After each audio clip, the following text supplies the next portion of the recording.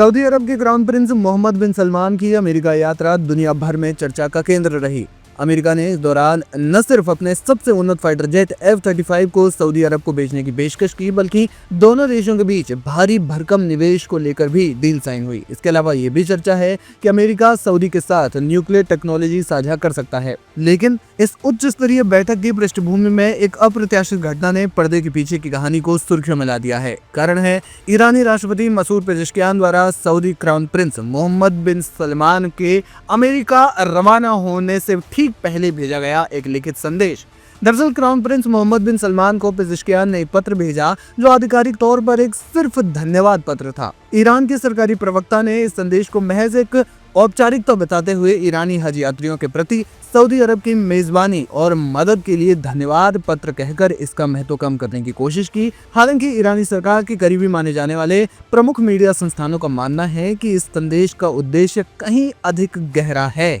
इन संस्थानों के अनुसार ये संदेश इस ओर इशारा करता है कि मोहम्मद बिन सलमान तेहरान और वाशिंगटन के बीच बातचीत में एक नए और प्रभावशाली मध्यस्थ की भूमिका निभा सकते हैं। जी हाँ, अमेरिका और ईरान के बीच ऐतिहासिक रूप से बहुत गहरी दुश्मनी रही है। तकरीबन आधी सदी या 5 दशकों से भी लंबे समय से दोनों एक दूसरे के कट्टर दुश्मन हैं। हालांकि कई बार अमेरिका ने इस दुश्मनी को कम करने के संकेत दिए, लेकिन इसमें शर्त ये थी कि ईरान अपना परमाणु कार्यक्रम बंद करे। जाहिर है कि ये शर्तें ईरान ने नहीं मानी। नतीजा ये हुआ कि जून 2025 में इसराइल अमेरिका ने ईरान के परमाणु ठिकानों पर बमबारी की, जिससे दुश्मनी की दरार और गहरी हो गई।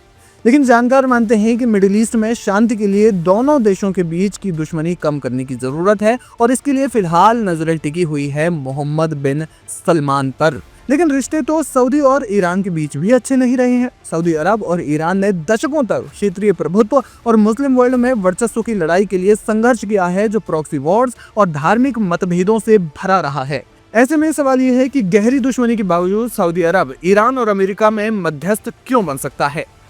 सऊदी अरब का अमेरिका ईरान तनाव कम करने में मध्यस्थ बनना कई कारकों के कारण जरूरी हो गया है। सऊदी अरब की सबसे बड़ी रणनीतिक चिंता ईरान का परमाणु कार्यक्रम है। रियाद जानता है कि केवल अमेरिका के साथ एक व्यापक और बाध्यकारी समझौता ही ईरान को परमाणु हथियार हासिल करने से रोक सकता है। एक्सपर्ट्स मानते हैं कि प्रिंस मोहम्मद बिन सलमान के लिए अमेरिका ईरान के बीच समझौता कराना महंगे सैन्य विस्तार से कहीं ज्यादा सुरक्षित और टिकाऊ समाधान है। ये मध्यस्थता सऊदी अरब की राष्ट्रीय सुरक्षा के लिए सबसे बड़ा बीमा यानी इंश्योरेंस साबित हो सकती है। साल 2023 में चीन की मध्यस्थता से सऊदी ईरान के बीच राजनयिक संबंध बहाल हुए।